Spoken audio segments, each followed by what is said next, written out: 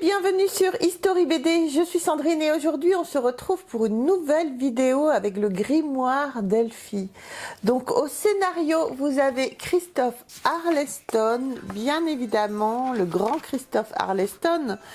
Au scénario vous avez également Audrey Hollouette et au dessin Minnie Ludwin et aux couleurs Hélène Lenoble.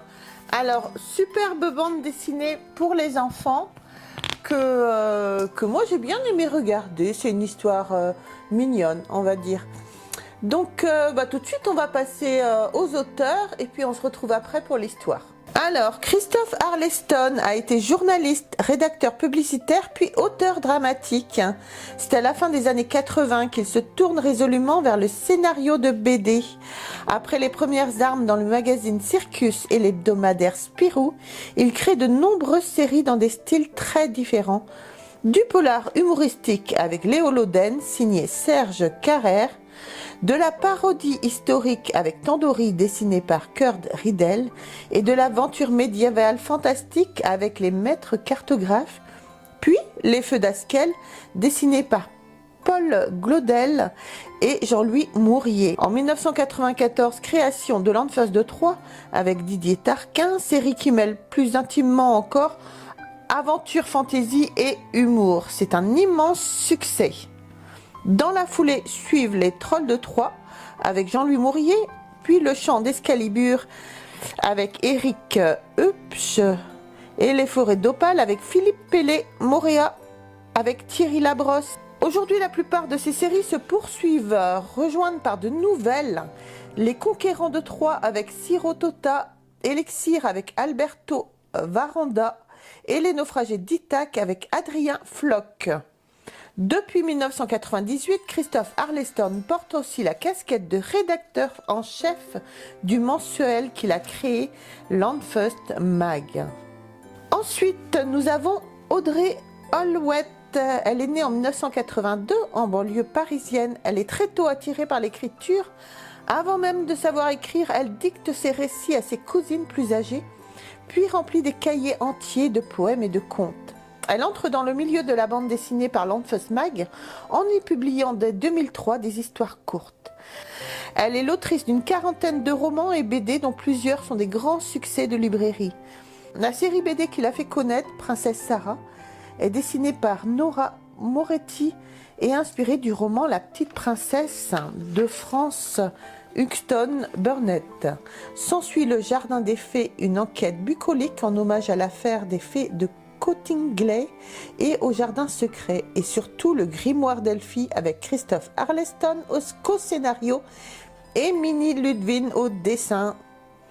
Donc ensuite nous avons Minnie Ludwin. Elle intègre en 2005 le monde merveilleux du dessin animé et affûte son savoir-faire dans la création graphique et littéraire.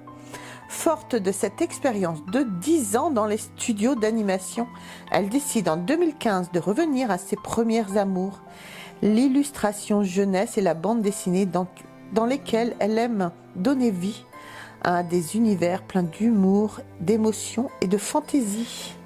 Donc voilà pour les auteurs. Donc on va parler quand même un petit peu de la bande dessinée. Je vais vous mettre quelques petites planches. Mais ce que je vais faire, c'est avant ou après. Non, je vais vous mettre des petites planches avant et puis après, vous aurez une petite surprise.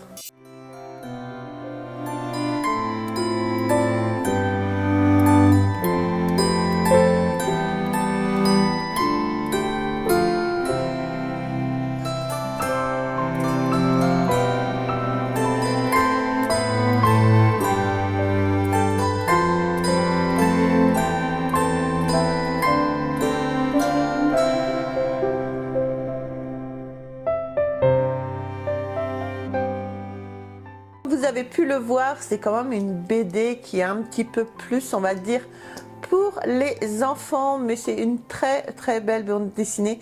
Si vous avez des enfants, moi je vous la conseille vraiment. Donc l'histoire est complète dans ce tome, donc vous n'avez pas besoin d'acheter 36, l'histoire est complète dans ce tome. Donc voilà. Et puis maintenant, écoutez, ce que je vais faire, c'est que je vais laisser un petit peu les auteurs vous parler du grimoire d'Elfie, si pour vous donner un petit peu plus envie de l'acheter à vos enfants. Et puis voilà, on se retrouve après. Malaventure en pain d'épices, avec toujours Minnie Ludvin au dessin, Hélène Lenoble aux couleurs, Audrey Alouette et moi-même au scénario. Alors c'est un tome 3 un peu spécial, avec plus de magie que d'habitude, puisque c'est une histoire de Noël. Tout commence fin décembre. Le bus librairie des Trois Sœurs tombe en panne, en plein milieu de la plaine d'Alsace, et elles sont remorquées jusqu'au village le plus proche. Et là, immense surprise pour Elfie, elle découvre une boutique, une pâtisserie, entièrement en pain d'épices, ornée de bonbons et de chocolat, un peu comme la maison de sorcière de Hansel et Gretel. Mais pour le reste du monde, pour les autres qui regardent, c'est un bâtiment complètement normal, de pierre, de bois. Elfie découvre que c'est parce qu'elle est une sorcière qu'elle voit la pâtisserie comme elle est réellement, en pain d'épices. Parce qu'en effet, c'est un lieu magique, tenu par Suzel, une sorcière pâtissière, et sa fille Faustine, une petite sorcière très Miss Catastrophe, elle qui se fourre toujours dans des situations complètement impossibles. En tout cas, c'est une révélation pour Elfie. Elle n'est pas seule, il existe d'autres sorcières tirant leur pouvoir d'autres éléments. Pour elle, c'est l'écriture, les origamis. Pour Suzel et Faustine, c'est la pâtisserie. Mais le problème avec Faustine, c'est qu'elle l'entraîne dans une avalanche de catastrophes qu'il faut réparer, et à chaque fois, c'est de pire en pire, ça tourne très très mal, jusqu'à une invasion de bons hommes de pain d'épices garous qui sèment la panique dans le village. Et une de ces mésaventures va les amener à découvrir, au cœur d'un domaine viticole, une énigme de famille qui date de la Seconde Guerre mondiale et qui pourrait bien bouleverser complètement toute la vie du village de Strosselheim. Alors, moi, je suis en plein dans les pages du Grimoire d'Elfie, tome 3, qui se passe en Alsace, et donc je dessine plein de maisons à colombage, de la neige, les décorations de Noël. C'est vraiment un paysage que j'essaye de rendre très enchanteur et très magique pour restituer un peu l'ambiance de cette saison si particulière. Là où je suis très contente aussi, c'est que dans ce nouveau tome, il y a des personnages qui sont issus du monde magique, du monde des sorciers, et que Elfie rencontre.